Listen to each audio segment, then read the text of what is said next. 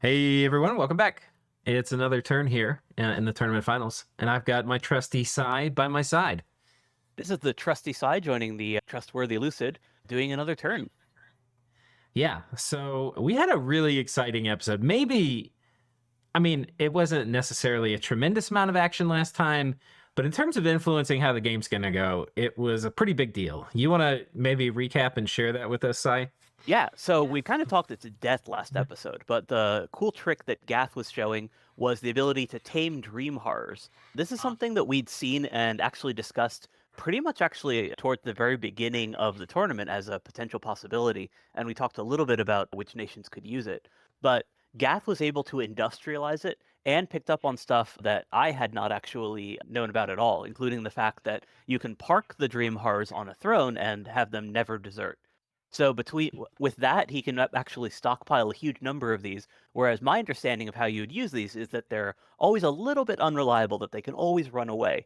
But by being able to stockpile an army of them, they're going to be even stronger than just like a handful of raiders can be.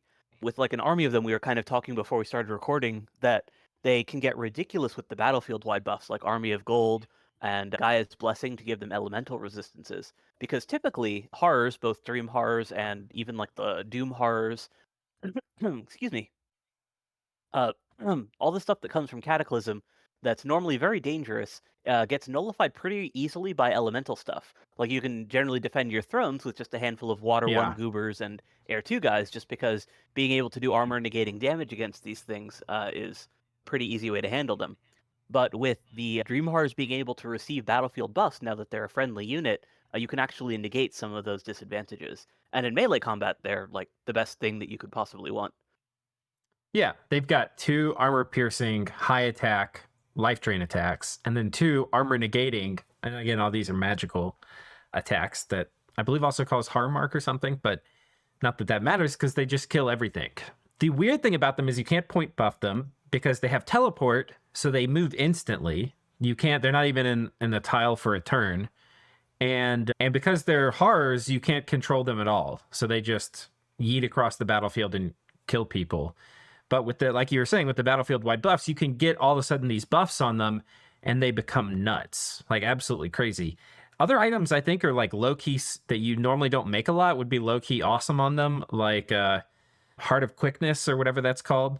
Yeah, the blood one, it's blood Yeah, fire. Blood That one I Fire. actually do see a fair bit just because it gives map move. So it's a miss. Right. There aren't that many misc slot things that give movement bonuses. So when you need to scoot guys around, you can stack those with Swifty boots and get people where they need to go. But Yeah. yeah, in terms of like actual like thug stuff, they're typically not part of the repertoire just because they give a chest wound, and most thugs you don't want to have encumber themselves. So by giving them both a chest wound and making them go faster, they're kind of like the opposite of what you would want on like an elf guy for raiding and similar. But Yeah. in this circumstance, as Lucid was saying, they're incredible because you're with life drain attacks, you're restoring your fatigue when you're hitting people, so you don't need to worry about that at all when you're in terms of giving them Yeah. quickness. You've got damage reversal for the mages. They're going to try to kill them. I mean, you've got so many different. They're super high MR. They teleport instantly. So if the enemy's trying to buff themselves, good luck. Yeah. They're so extremely versatile. If you could now, the trick is that it's hard to do casually. Like even to get a few of them, which is what you and I had done before in games, you need a fair amount of setup. It's not something you kind of just do. It's something that requires a fair amount of setup and planning and often items. And to do it industrially like Gath did, he had an army of like 500 people. He was committed to patrolling the surrounding territory. He had artifacts. He had the Sword of Augomare or whatever. He had just a bunch of stuff. Yeah, he invested heavily in terms of making sure that he actually could get enough of these guys. So it's definitely one of those end game plans where you need to start setting up for it dozens of turns in advance. Um, Right. but yeah, with that, Gath is definitely positioning himself to be a sleeper superpower because other players won't even be able to see that he has all of these Right. incredibly powerful units until he actually reveals them.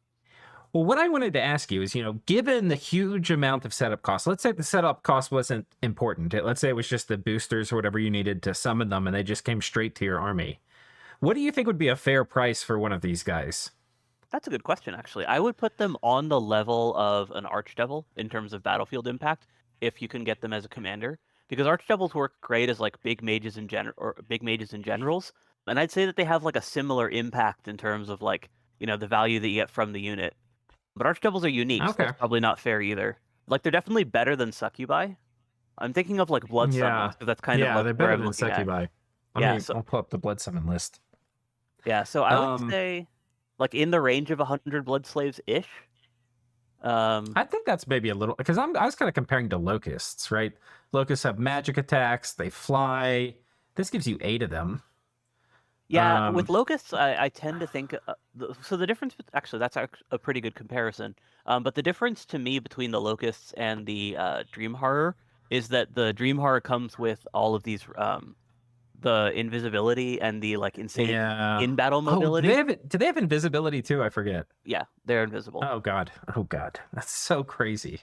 They're Yeah, so fucking good. so the thing is that Um like the impact that being able to bring a dream horror into a battle does in terms of like what it forces right. from your opponent's positioning and the fact that they preferentially judge makes them pretty hard to replicate, right? Because like if you're in a fight, even if you have only like 2 of them, then just being able to suddenly like turn 1 essentially be on the mage line with this thing that is just going to like start killing stuff means that if someone just has like even just a little hole in their mage ball or otherwise has an exposed artillery line. They're just going to start getting in there and start killing stuff, and that's very hard to like put a price on. Yeah. If we look at other like elite summons, like storm demons are maybe one to consider because they do armor negating damage, but Yeah, they're storm a lot better than storm demons. I feel the price for them would maybe be like 50, but I mean the price of 100 isn't crazy. Yeah. yeah, I mean succubi, they're definitely worth more than a succubi, I think, but succubi I think are overpriced. So yeah. Succubi are more of a like an annoy your opponent type thing rather than a like win the game type thing. In that they right, require like the whole scout investment and stuff, which is why right, people that can do Blackheart assassins tend to get more value out of those than the succubi. So right, yeah, 50 is probably more fair than 100, but like they're definitely in the dozens of blood slaves each value. right. So I think the net effect of this is basically you have Gath taking because Dream Horror is 15, right? So he's basically getting for 15 slaves what is probably worth 50.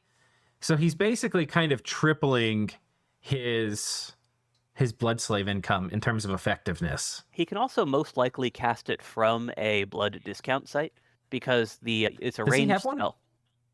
Does he have one? I think I'm actually not sure. I know that it's like late in the game, so I kind of figured that all the major blood powers had some sort of discount going for them because we know that Xibalba had that one. Um, Yeah, I don't remember them getting one, but it's possible. I know that you're right. Xibalba had one. The Demon Gate, huh? Oh, yeah, that's Agartha's. it's also not a discount site. It's the Yeah, first gate and second gate right. that are the gate sites.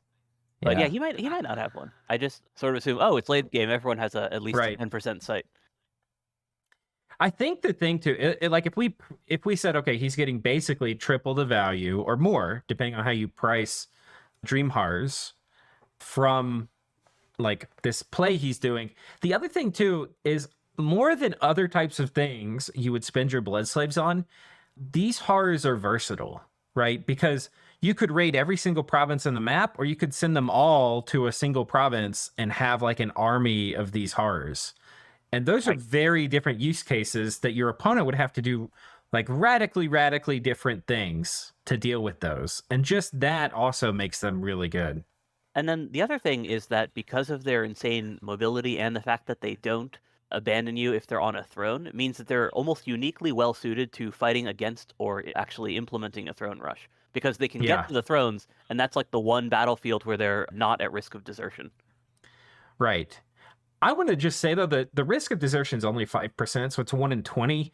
This is not something I don't think to base your whole strategy around. It certainly makes parking them for long periods of time, waiting for your moment, a lot better to do in Thrones. Like that is definitely a big improvement. But in terms of like, okay, it's go time, we're going to use them. There's not a big penalty to if you decided, okay, I want to attack every province on the map. That's true. That's not Yeah. a like, okay, I lose 1 in 20. You're going to lose 1 in 20 to rating anyway, so it's that part isn't a big deal, but you're right. I mean, they are amazingly well suited.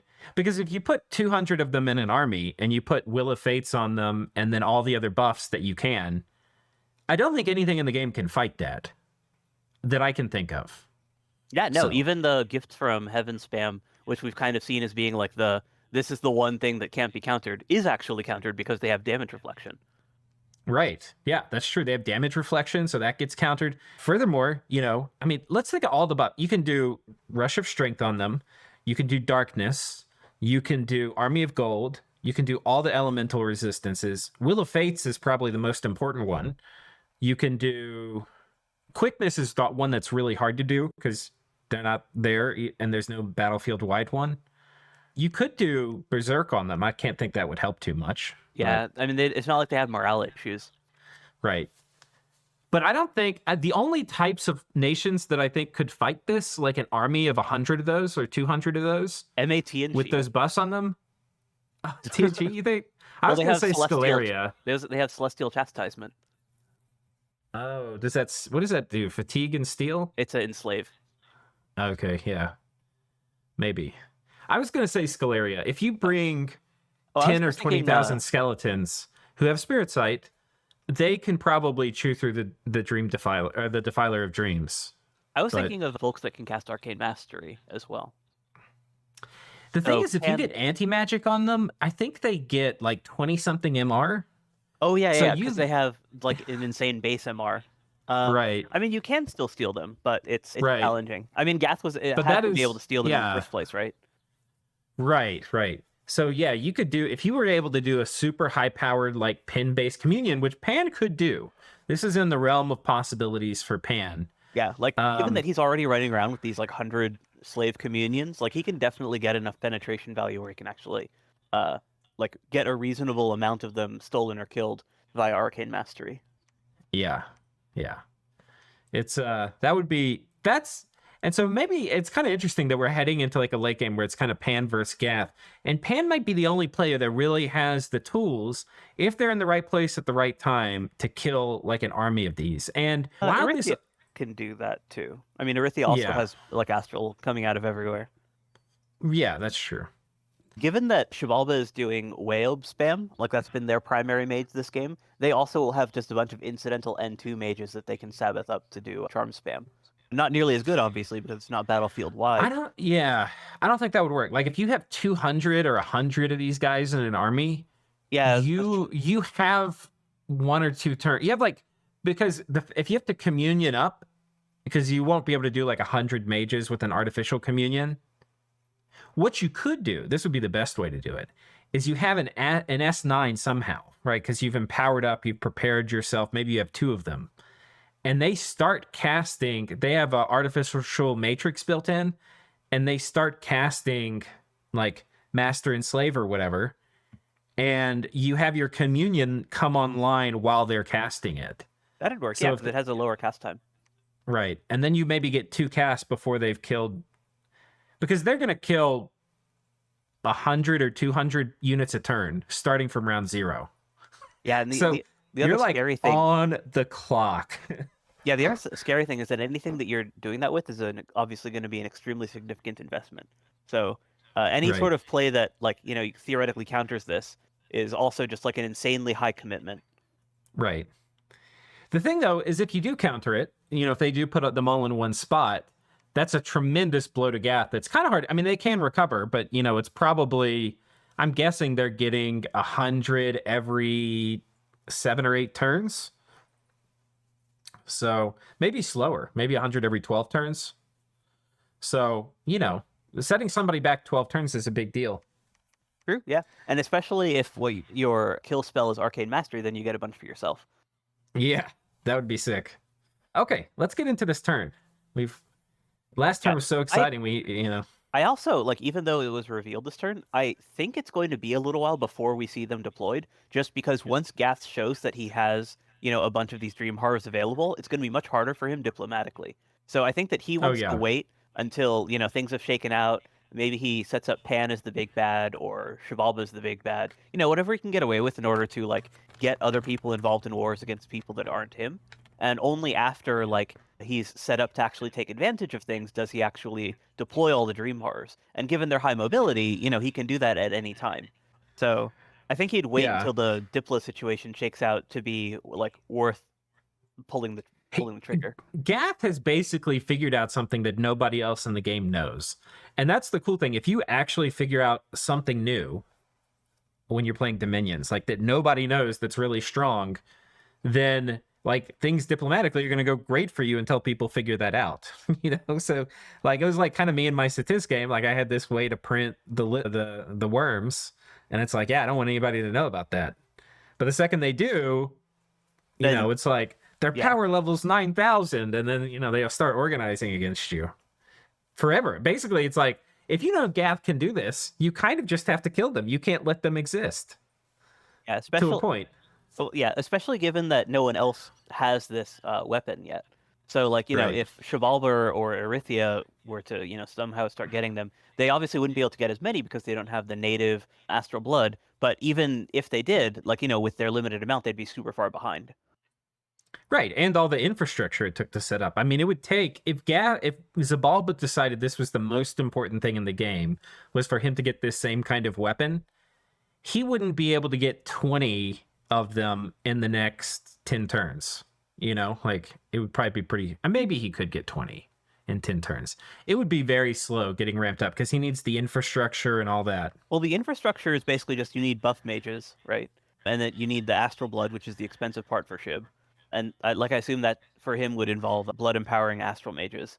And Well, then like because the other infrastructure is just like, mages with items that he has already, right? Like you need to cast there's Howl. a lot of things that Gath did that, like, so for Xibalba, they like to charm things, you need to be able to do charm spam, right? And that would mean like, how do you get your guys in a communion? You're going to have to hardwire a communion because you don't have enough astral, probably, right? Well, you So do you have just to use like do... Whaleb or N2 natively, so he can do it with just thistle maces. Right. So he'd have to make several thistle maces. Right. You'd probably need at least 10, right? Then you'd need pin boosters for it. Then you're going to need chaff. Gath has the only artifact that does luck, sort of Augumare or whatever. So that's one of the things that let Gath do this at scale and not lose a tremendous amount of chaff. That and Howl, if I recall correctly. Did he have the Howl thing too? That's pretty cool. I mean, yeah, but like, so for Xibalba, it would be much less efficient, right? Because he doesn't have Right. this artifact support, but he could do it, right? Like it's just, you have to, pay Yeah. for all the items and spells. I mean, I'm just thinking when I did this with Vettiheim, I had like 6 of them and I felt like I was a king. Like those 6 were great to have. But, it's tricky. You have to have spirit sight patrollers. There's all these things you need. And, anyway, it's basically going to be only Gath's weapon for a while. Yeah. All right, let's do the messages here. Do you want to start us with these? Yeah, sure. This turn's Vengeful Water kills. 8 scouts, 4 centaur sages, 10 survived. 6 Pangea Indie priests, 1 false prophet, 1 mystic. Survivors include 11 centaur sages, 4 Agarthan human mages, and a bunch of giant stuff, liches, etc. So I'm guessing that the Agarthan human mages are the reanimators, because the Death 2 mages that Right. come with a soulless to bait the water elemental initially can actually survive vengeful water spam fairly well, because they'll start Skella spamming, and the water elemental won't like kill them instantly because they already have that bodyguard to take the initial aggro. Yeah, it depends a lot on what size water elemental you get, but you're probably right there. Latch. Yep. That Wind of Death play is pretty cheap. Pan has done a pretty good job avoiding it, and got really lucky the last time we tried to use it on him. Unfortunately, or fortunately, I think this will be the last time we'll use it, since both the Golem and one of the fully geared Wind of Death casters was lost in the Void this turn. Ooh. It's inevitable, but it sure feels bad to have it happen to both of them at the same time, coming off the heels of Pan's lucky assassination last time. For anyone watching, one very strong counter Pan could do, in cases where we are not screening with a whole army that is evacuating, is he could bring the Banner of the Northern Star and script like 50 turn 1 Mind Burns. A Crown of the Magi on an anti-magic caster would be good too. That one I would have thought he would have already done, considering how telegraphed the play was at this point, but, well, it's not like it did as much damage to him as it cost us anyway. Okay. Messages from Gath. While watching the series on YouTube and reviewing the previous turns, I realized that Gath has been the least spectacular nation over here because we only had like 6 or 7 popcorn-worthy fights so far, while other people keep fighting all the time. We were preparing for a lot more, obviously, but our best plays have often been strategic, and thus not so obvious, rather than tactical. But of course, the game is not nearly over, so we will undoubtedly have more, even though we are working hard to make our future fights as one-sided as possible. A few more notes about Defilers of Dreams. We have 47 now, and their parking lot is 185, which I'm sure Eri doesn't care too much about. I played around with creating unrest here and there and blocked the Iron Throne for a turn or two, but people will undoubtedly start asking questions if I continue doing that, so I decided to lay low. Previously, I was parking them away from home because of unrest, but now 249 is below 1000 pop, so unrest is not an issue. But it is still more convenient to not have to scroll through all these commanders every time. We also plan to reduce number 249 to 0 pop to remove PD, because normally PD has the highest chances to kill the horrors with javelins or break the formation. Like last turn, PD pushed one seer out of formation and it got killed. Because last turn our DoD factory was not spotted, for the next capture round I will apply even better security measures, making sure that nobody sees it except potential random flying scouts. That is actually something interesting in that because Pangea uses harpies as their scouts, if they're moving them to non-adjacent provinces, they can get in and just find it accidentally. Yeah, that would be huge. That would be game changing. Which, Assuming that other it's people realize the actual value of these defilers of dreams. That's the I other thing. think It's I like think people would figure the thing is it'd be very if they caught it on one of the turns where they were doing the industrial production, they'd it would only be a see. Oh yeah, they would see all the battles. they would see Um, all the battles, yeah, so it'd be nuts. But if that's the thing, if you were just like drip feeding it, like doing like 3 or 4 at a time, people might be like, oh, this is like they might fearmonger against you, but it wouldn't be like, holy shit. But when you're there for a turn, you see them get like 50 or 60 or however many. It's oh, he's like, not getting that Jesus. many a turn. I think he's getting like 5 or something. Right, but he's doing it at once, right? So Yeah, if you're there for the turn, like if you fly that Harpy Scout in, and then that turn you see that many, you'd be like, holy shit. yeah. Um, If you can assume that he's actually like building up an army. right. Yeah. The other thing that's funny is normally people aren't really like he's patrolling surrounding provinces so that nobody gets in there. That's also something I did in the Satis game. So I think that's something you really only see when you have some secret thing that you really, really, really don't want other people to know about. And so that's what's happening here. Yeah, on the one hand, that's true. On the other hand, it's also a blood nation, so randomly running into patrols, like all over the place, is super normal. Right, right. Yeah. So people that's going to be another reason people don't really think anything of it. They're not going to be like, "Oh, he's got some strange secret he's trying to hide." It's just like, "Oh, he's Gath." He's patrolling because, of course, he is. He's a Right. blood nation. Right. Speaking of scouts, Uh I'm deliberately trying to find enemy scouts in random provinces, and I'm finding almost none, which means that people have quite poor scouting on us, probably because of our blood hunting patrols. At the same time, I'll have dozens of scouts in Xibalba, but I consistently try to have a scout in every province he is not hunting.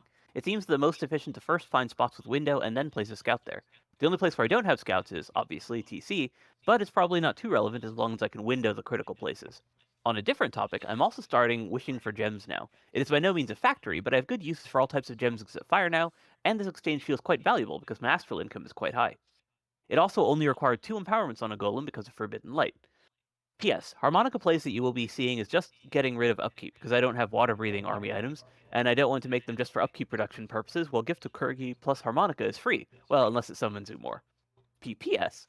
If you thought that the turns of Gath are peaceful and therefore easy and boring now, I'll tell you this turn had 153 messages in the log. I oh counted. god.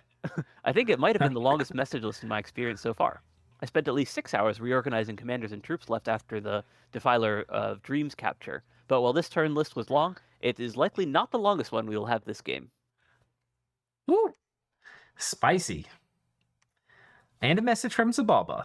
We I'll finally do took it. the throne that I wanted to take. Since I joined Team Xibalba back around turn 35, our Aussies will appreciate the extra defense skill.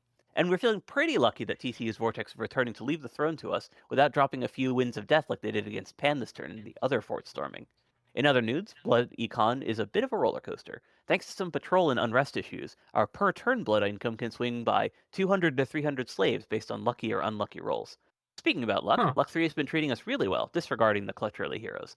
On average, we have been getting one big 1k plus gold event every other turn, sometimes 2 or 3 such events per turn. The frequent free gems and random gear is also nice. While we have been working hard to get all our graphs to tend upward, stonks, we are especially proud of our Dom strength. Xibalba has various tools to push it harder, and we haven't been slacking on that front. High candles and strong dom can be used for a variety of things in deep late game. Yeah, let's take a look at that. Yeah, there's so many different nations that can push dom strength, or will do so at just incidentally. So Xibalba, with their blood Yeah. sacrifice. Gath also with their blood sacrifice. Pan just with their cheaper temples. So it totally makes sense. And we've actually been looking at several situations throughout this game where dom pushing is just incidentally very valuable. So like in the case of Vedheim, whoever was fighting them wanted to get rid of their cold scales. In the case of TNG now, it's the vengeful waters. So like just you constantly have these situations where you want to get rid of enemy dom, and pushing your own dom just has all these little incidental advantages, not the least of which, in Xibalba's case, is making sure they get the benefit from their luck 3 scales. Yeah. Yeah, it looks like, just looking at the graphs, it's definitely still Pan Gath number one. The only thing Xibalba really makes a claim for on is army size, which is not really surprising, and Dominion, which they're positioned two in both of those. But otherwise, it's basically Pan and Gath.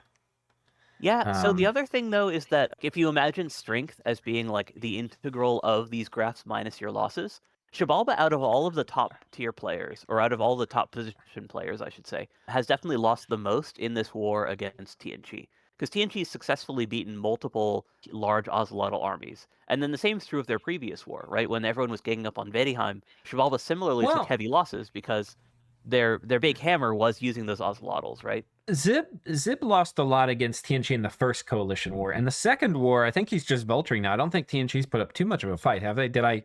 I They might be did misremembering. They beat that one army when for the initial Throne of Water thing, and then they pulled out Okay, afterwards. okay, but yeah, it looks like they're kind of slow rolling here this turn, and they've taken the Throne of Water, but otherwise, I mean, TNG's got pretty amazing force density now. Now that they've been compressed into this tiny little nugget, this is a very well defended nugget. My point was more just that compared to Pangea and Gath, basically paid for all of their victories with very heavy attrition compared to everyone else. So even though they are, like the probably uncontestable number 3 spot right now, they're still a pretty far distance from numbers 1 and 2, just because of that lost value that Pan and Gath haven't had to give up. Yeah, yeah, it's also going to be tricky, I think, getting. I think the thing Zabalba would really like is like if you're in Zabalba's position, it's kind of dicey turning on TNG because the kind of the alliance you maybe wanted to build was like TNG, Arithia, Zabalba against Pangath.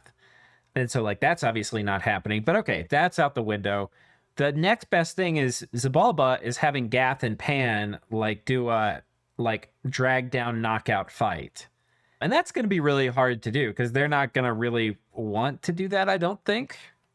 I think that yeah, Um, the closest like natural alliance that I would see is Panarithia versus Gath Xibalba. yeah. Yeah, I think so. I mean, just that makes sense in terms of like Nexus and Astral Corruption too. Yeah, that's mostly Um, what I was thinking. Because we kind of talked about that before. That like just the path parity makes those a pretty good fit. right.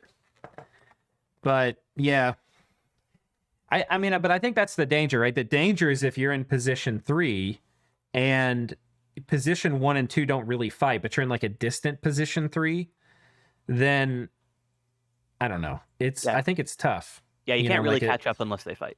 I completely right, agree. right. And definitely not with Gath doing what they've done.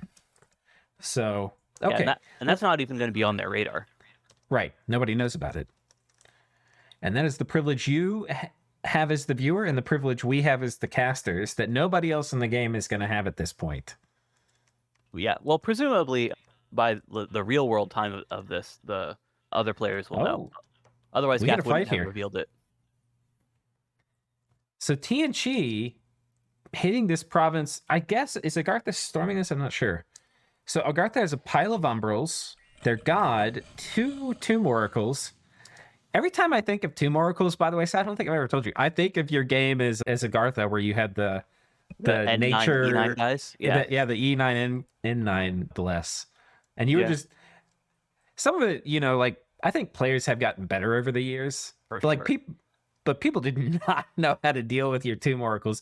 You're just walking around walloping the shit out of people with these guys. It was awesome. Yeah, they're pretty good natural thugs just because of their pathing. They basically just suffer from being undead, so any goober with a holy scourge can kill them. Right. Yeah, these guys especially because they got bad defense, or not great defense, but Yeah, the magic stat okay. helps, so it makes it look a little higher than it actually is. But yeah, Right. Agarthans in general tend to have poor stats. Yeah. I wonder if an army didn't show up here because we've got Wheel of Fates going off for TNG, but there's not really any troops. Yeah, he just has sacreds, and you'll notice he has the stuff at the back for attack rear stuff, and then he's just relying on Skella spam for his front line. And he's doing Wither Bones, which is pretty good. Yeah, Dust to Dust and Witherbones are just pretty good at handling Umbrals in general. Just, any sort of elite undead really suffers from these unresistible armor negating damage. Is Blade Wind's magic damage? I can't remember. No, it's actually one of the few spells that's non-magic. It's a non-magic Okay. projectile. Yeah, it's not going to do anything. Oh, Magma Eruption coming out. Yeah, it's not going to do any... Oh, man, look at that Wither Bones, though. That's Yeah, powerful. you can see that the Liches are on advance and cast, and those guys are definitely what he's relying on to actually win this fight. This Lack of is a way front line, closer though. than I thought it would be. But yeah, with the front line, this would be a... He would dumpster these guys, but... Do they have weapons? There's gear on that guy. Uh-oh, These guys have Hester skull gear. staves. Yeah, and this is gear he can't afford to lose. Right. I was gonna say, if all he lost here was liches and a couple mages and like 4 or 5 sacreds, because the liches will respawn, this would be a great deal. But losing a bunch of items, I think that swings the math dramatically. Yeah, I assume, and that's actually one of his air guys that's not going to come back because it's a twice-born Right. guy. Right. So that's even worse. Yeah, this is extremely significant losses. I'm not sure. Well, I mean, TNG's already in a position where he's so far behind that we kind of talked about this before. When you're in that like losing position, you have to take major risks. Right. So yeah, like he might have been able to do a little bit more if he'd tried, clogging them up at the gate and defending there. But those guys are ethereal, so you only get the natural cluster of them all like going for the same targets. Right. I wonder. Wait, so this was a magic phase attack. So all these guys were here. I think the commander got killed that was leading these Dionysides, because this was a magic phase attack. So this happened. This army was adjacent. Well, none of the commanders died, but I suppose one of them could have routed. Because look, these guys are in a box on attack. Mm-hmm. That means the commander they were with probably got assassinated. Oh, assassinated. That would do it, yeah. Yeah. Yeah, if those were his reinforcements, that's just Oh, poor timing. man. TNG's already had some bad luck with assassinations, picking off critical commanders. This is, yeah, ooh, that's rough. Can you check the gear on the smiths? I just want to make sure that those were the guys that were ordered Oh in. yeah, let's look. Were the liches? The liches weren't here, but that would make sense if they go. Oh, this is different. I don't think that guy was there. This guy wasn't there. Yeah, and you're not going to be able to tell with a lich. Well, the liches had skull staffs in this one. They didn't. This one didn't have it. So did they all have skull staffs? I think maybe not. I mean, it looks. This group had to have been here, and then that's a patrolling force or a sieging force. I mean, yeah, TNG's going to be watching this, so I'm sure, and they've been commenting heavily in the video, so I'm sure they're going to share with us what happened. But I'm almost positive. I mean, it must have been that these guys were supposed to come. Yeah, that would make sense because he would have wiped them with this. Like if these guys showed up, it would have been no contest. But instead, Agartha gets a throne. Yeah, Agartha is putting along. Still very far from the big leagues just because of their resource gap. Yeah, of course. But yeah, still, but they're catching up to TNG in terms of forts. Jim and Cum, they're also catching up with TNG. Yeah, the problem is that like when other folks are like at nines and have like been building up infrastructure with nines, you can't really catch up unless it's late enough in the game that everyone's at full research. Yeah, no, I'm kind of kidding, but it's still fun to watch. Pretending it's possible. But you're right. Yeah, it's it's a fever dream, pipe dream kind of thing we're talking about here with Agartha coming back. But they're staying in the Just game. scouts. So. Yeah. Making TNG probably a little upset they didn't put them out of the game earlier. Okay. I think we've covered pretty much everything in the TNG war. I think the important thing here is that TNG has kind of recored, right? They've brought everything in more centrally. They're letting Vengeful Waters now, which was a great idea to cast, do a lot of the work. And that's made Pan pump the brakes when otherwise Pan maybe had, an army or stack that TNG couldn't deal with. So they've definitely done a lot to slow down things, cause damage. But what they really need is for things to turn, like diplomacy to shift, major winds to change, and then maybe they can come and take some of this infrastructure back. Though I think they're probably out of the game at this point. But there is a very small, unlike Agartha, where it's a true pipe dream, there is a strange spindly path to TNG coming back into the game, like pairing up, partnering with Nexus. The problem is you can't really do that with Arithia since they don't like each other. But, maybe getting in on some global, starting to get some, you still got big armies, get forts back. You've got vampires, which presumably you'll keep so you can have a late game blood economy. It could happen. Yeah, Arithia is less down than Agartha just because of that research gap. But, I mean, as you pointed out, it's not really a realistic thing until the coalition fighting them breaks up.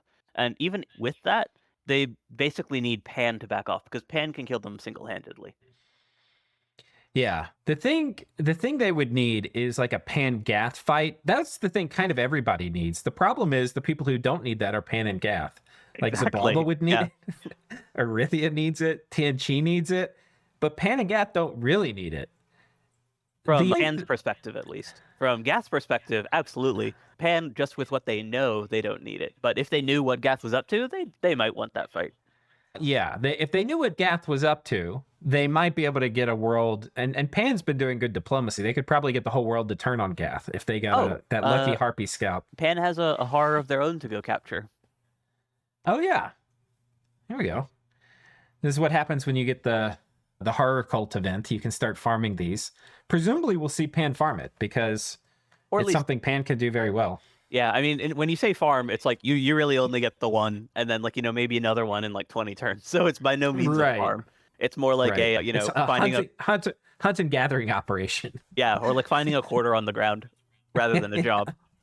Yeah, that's true. That's true. But yeah, I mean, I don't think these guys are gonna fight each other in a symmetric 1v1 that everybody else on the map would want. It just isn't gonna happen. And then the question is, would they be willing to join everybody else on the map and attack one of them? Like, could Gath, here's a thought experiment. Could Gath get everybody to attack Pan with him? I don't think so. I think that they could get Arithia Xibalba. wouldn't. Yeah, they could get Xibalba, but probably not Arithia. Yeah. And then Agartha, we know, is Pan's vassal, though I don't know if that's public knowledge.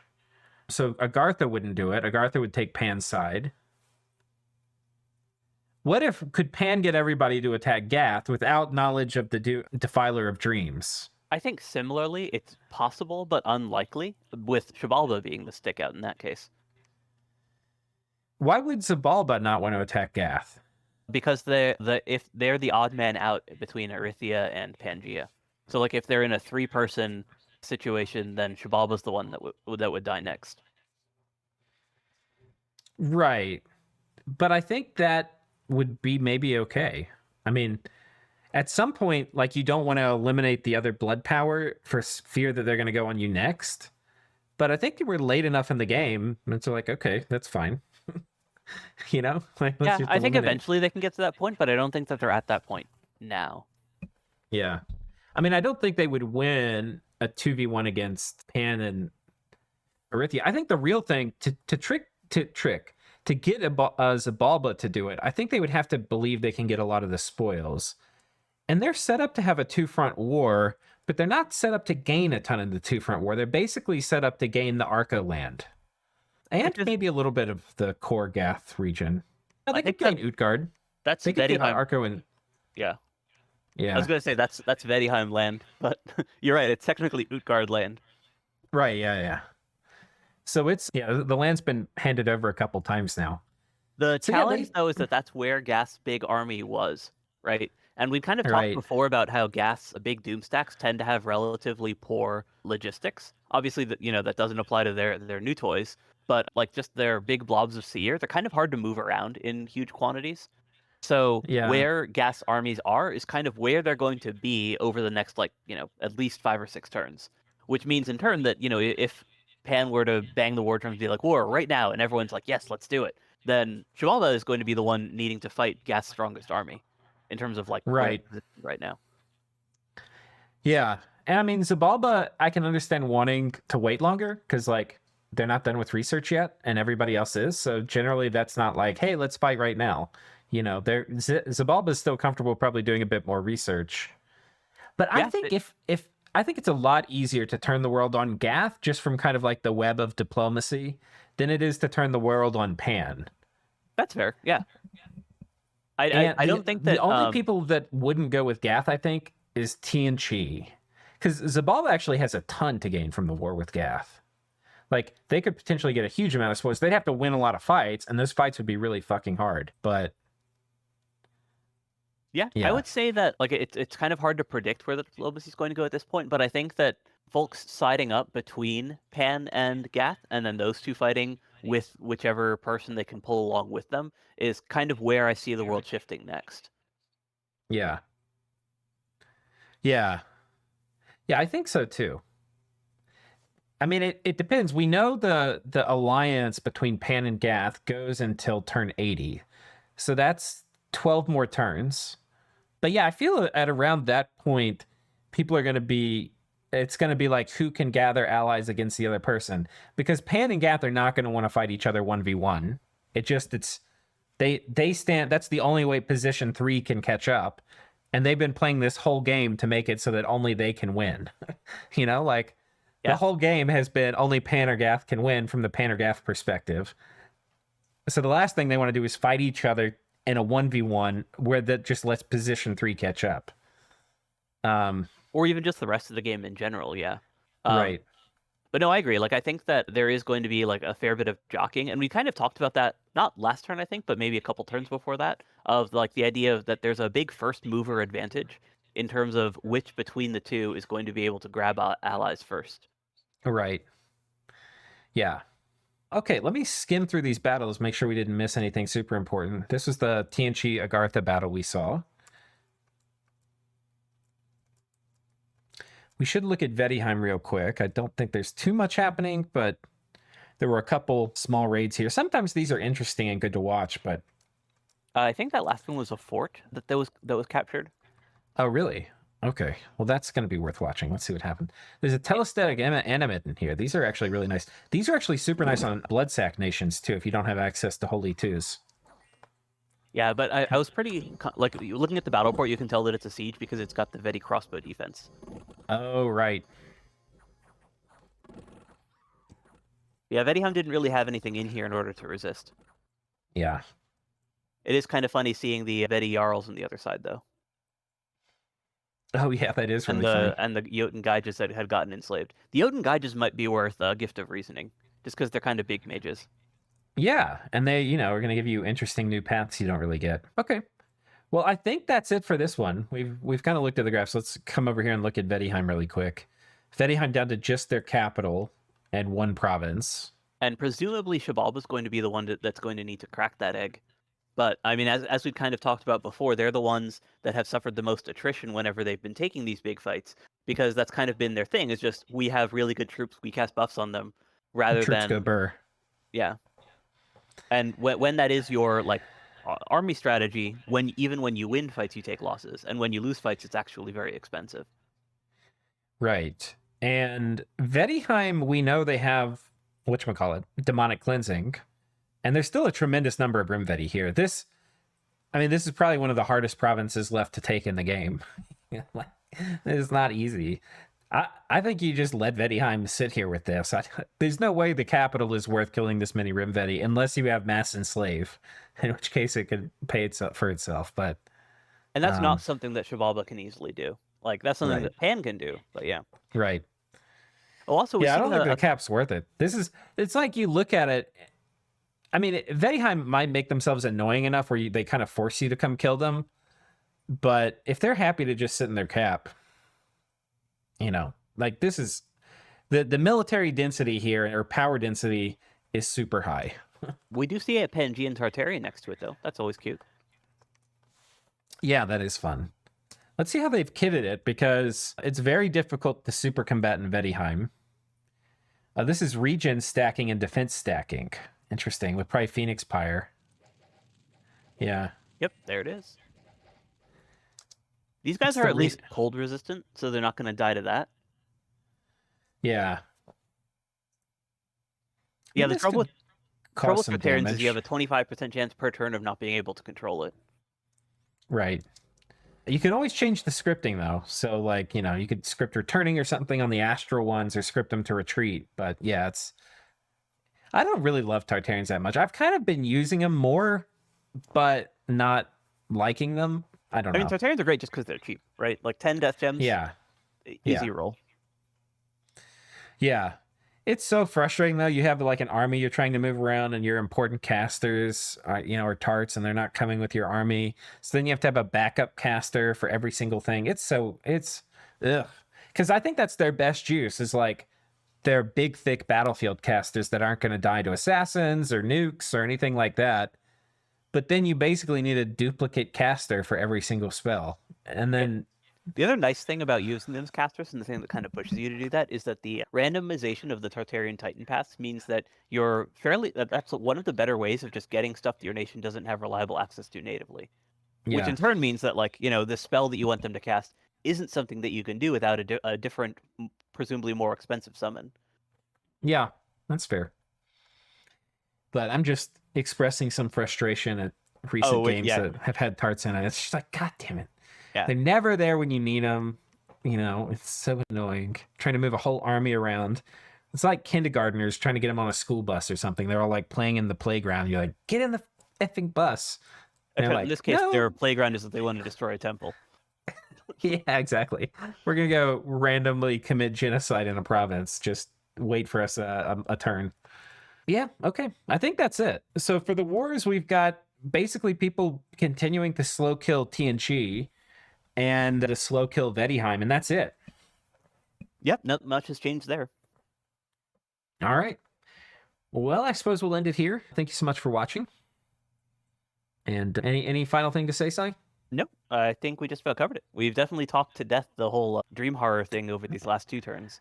I know. It's so cool to me, though. I'm not going to apologize for it. Oh no, I was contributing at least half of that conversation. I'm obviously very excited to see these guys in action. It's just we've spent so much time talking about it, and I'm sure we're going to do it again once they actually finally get deployed.